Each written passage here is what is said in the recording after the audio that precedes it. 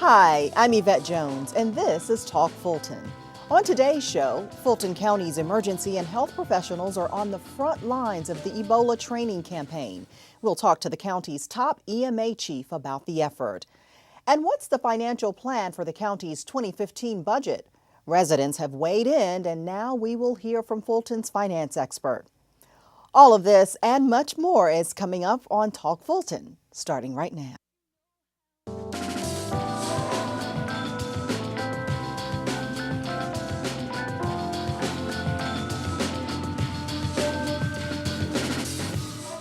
We're talking today about what Fulton has done to prepare its health and emergency personnel should the Ebola epidemic enter our county.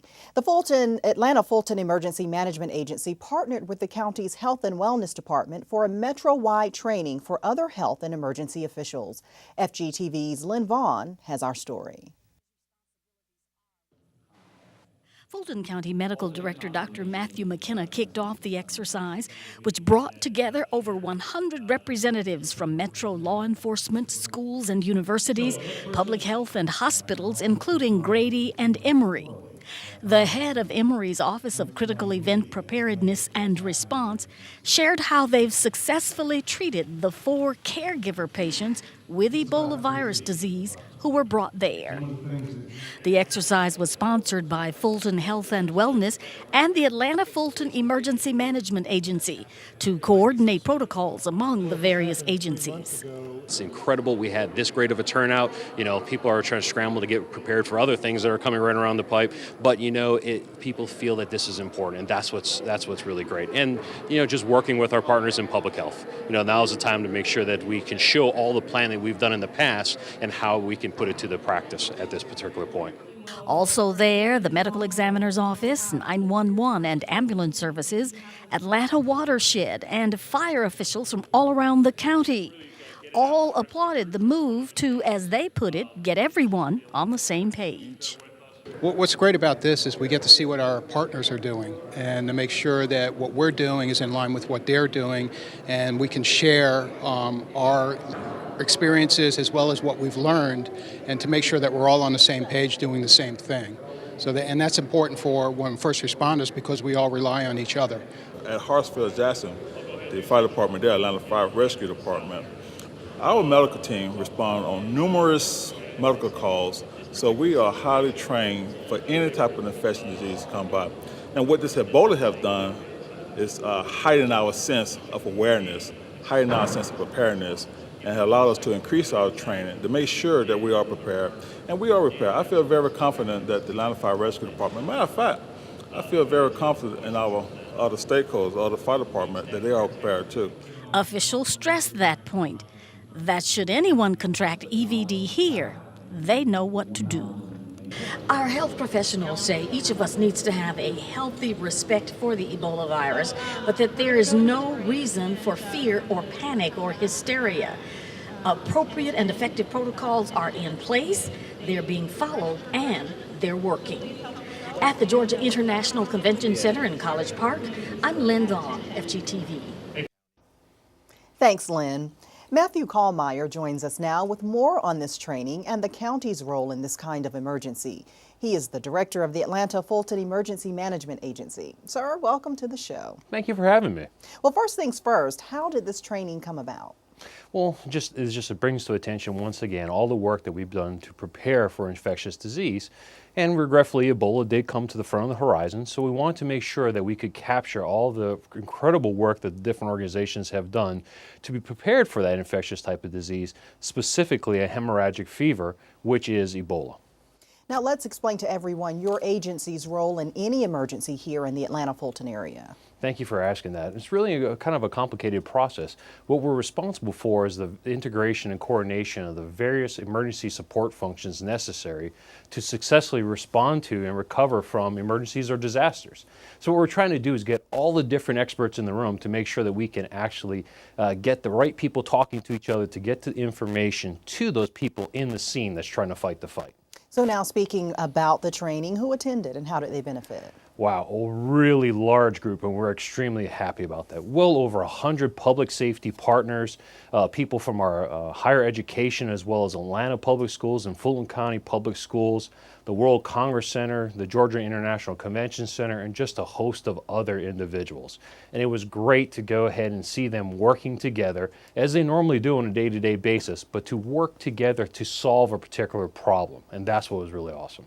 Now, what was the main mission, and do you think you accomplished your goal? Our main mission is to go ahead and see where we are. We've done a lot of work, a lot of planning up to date, but we want to make sure that we're not missing anything. And luckily, during the process, we found a couple gaps that we had to address, and it was great to have the right individuals in the room that can make those changes to their plans. And we walked away having a much more solid process that we're all more comfortable with, I guess you could say. Now, can you give us some specifics of what came out of the training? Well, one of the things is that just the planning aspect and running through it, making sure people know what each other are doing. And that's the important thing about it. We don't want to plan and practice in silos. We want to make sure that we have that integration, that coordination, that synergy between the different departments and agencies so that we are really aware of how each other's actions work together to a common goal. Truly a collaborative effort. Absolutely. Now, your agency is working very closely with the Health and Wellness Department, and the health director has a significant role in this effort. Explain that to our audience, please. Well, Dr. Harris and Dr. McKenna are the two people that we'll be seeing probably in the front of this whole particular fight if we actually did have this happen in our jurisdiction. And they actually take on the role as lead of Emergency Support Function 8, which is health and medical. So our job is to make sure that Dr. Harris has all the individuals around the table that is necessary for her to be successfully manage and respond to such an event. So where do you go from here? Any more training sessions planned? Always training, always exercising. We'll continue to go ahead and look at this infectious disease plan. We're always looking at our communicable disease plan, and you know, we know winter's right around the corner, so we're going to be pulling that out and start getting ready for that as well. Okay, winter, as you say, is fast approaching. Any other final thoughts for you today? Just really are grateful for all the individuals that came out, and we can't do it without them. We always need the support of them. It's the whole community concept, and we have to be able to do it with not only the citizens that we serve, but also our public safety partners. We thank you so much, Matthew Kallmeyer. Thank you for your time today with us. Thank you for having me once again. Well, when we come back, we'll talk about next year's budget and how it could impact you. Stay with us.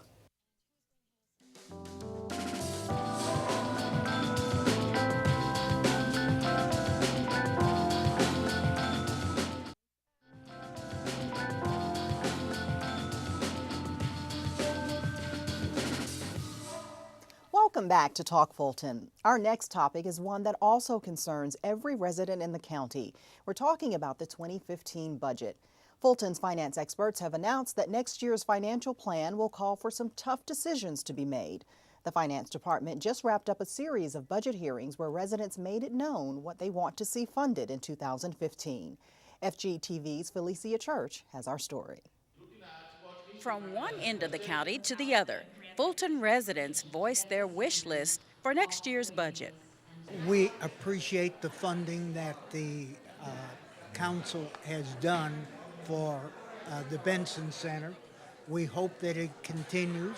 We would like to see the funding expanded because we have several programs we would like to add that we right now don't have the facilities for. What I would like to see funded is definitely any youth group programs, any programs that's going to invest in the lives of young people, especially with juvenile delinquency going on and programs for recidivism for people coming out of prison. Fulton's top management and finance officials presented the outlook for 2015 at each budget hearing and reviewed just how much money is allocated for various services. Yet at all 9 public forums, dozens and dozens of residents expressed their understanding of the tight economic times, but pleaded for their particular interest. Well, for us, it's Health and Human Service Grant. As an agency, North Fulton Community Charities, we believe in the prevention of homelessness and hunger. And so the donations and the dollars that we receive in Fulton County helps with our programs. I get concerned about the Wolf Creek Amphitheater and also Southwest Arts Center, because those are 2 areas in South Fulton that are really residential oriented. and we want to see them thrive. The public hearings are just one part of a multi-step budget process, a process that will wrap up in January when the budget must be approved by state law. Reporting for FGTV, I'm Felicia Church.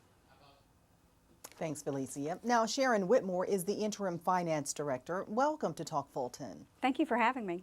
Sure. Now, there were quite a few budget hearings already this budget season. Why so many?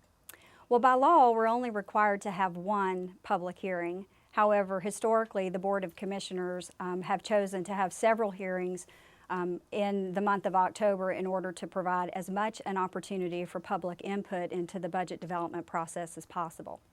Now, how will those comments be used in the budget process? The Budget Commission, which is composed of the Chairman of the Board of Commissioners, the County Manager, and the Finance Director, will take those comments along with the budget requests submitted by each of the departments and will use that as a basis for making resource allocation decisions in the 2015 budget. So let's tell our viewers what Fulton is facing next year in terms of the real financial picture. Our current projections show that we will go into 2015 with approximately a $70 million fund balance. And we are currently projecting revenues for 2015 of around $617 million. The budget requests that we've received from all of the departments thus far are sitting around $658 million. And we have to make some decisions on exactly how much of that to fund, because after we apply the board's minimum fund balance reserve, we're sitting with roughly about a $25 million shortfall. So 617 is the revenue projection. We have to set aside $54 million of the 70 that we carry forward, and we have about $658 million worth of requests to look at. So that's the balancing act that we have to deal with for 2015. So it truly is a balancing act. So how does your team even begin to balance a budget with a shortfall expected? Well, the first thing we want to do is try to tie that revenue number down as much as possible. So we are, as we speak, continuing to meet with our tax assessor to make sure that the growth projections that we have included are in line with what his office is seeing. And we're also looking at our local option sales tax projections, as well as a number of other revenue sources, just to make sure that we are comfortable that the revenue picture is as it seems. And once we tie that number down, then that's where we really start the hard work, which is making the decisions on the expenditure side. Many of our departments have submitted budget requests that include requests for some additional spending in some really important and much needed areas, not necessarily program enhancements, but just some general capital funding, if you will, just to continue to provide the current programs that we're providing. So now let's talk about the departments and agencies that make up the biggest percentage of the budget.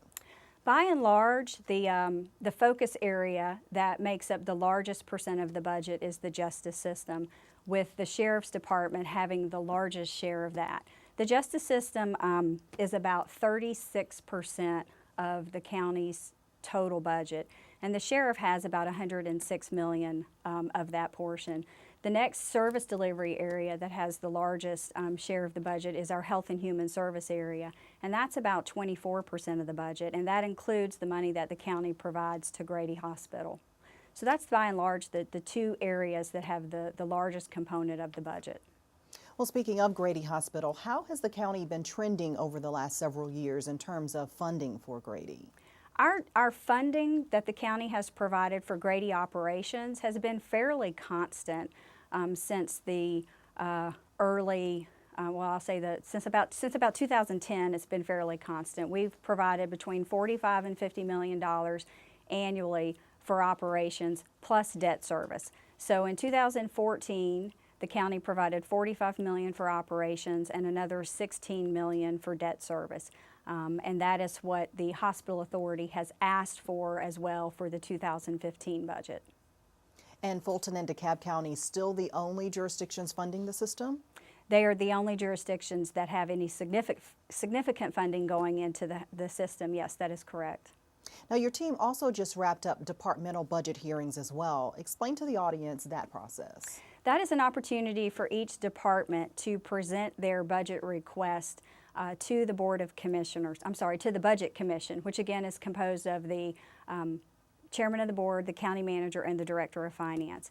And for this budget cycle, we implemented a zero-based budgeting process, and departments were requested to bring their performance measurements and business plans in to review with the Budget Commission. So that is an opportunity for each department to present their request, and it's an opportunity for the Budget Commission to ask questions of them regarding their overall performance and what their service delivery plans are for the ensuing year.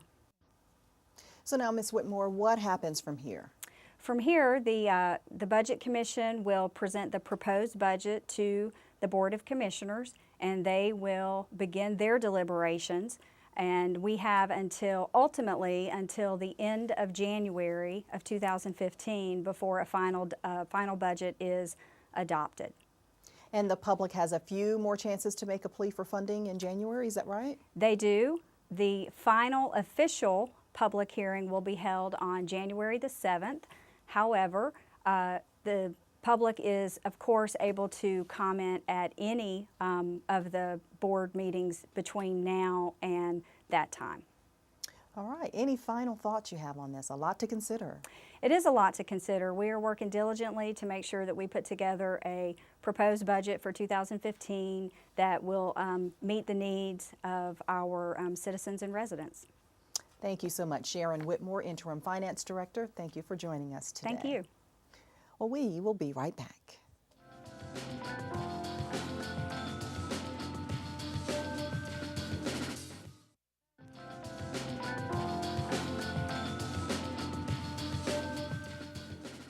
Well, a special thanks once more to Matthew Kallmeyer from the Atlanta Fulton Emergency Management Agency and Sharon Whitmore from the Finance Department. And of course, a special thanks to you for watching. That is all of our time. We invite you to email us to let us know what topics you'd like to see addressed on Talk Fulton. Email us at fgtv.feedback@fultoncountyga.gov. I'm Yvette Jones. We'll see you next time.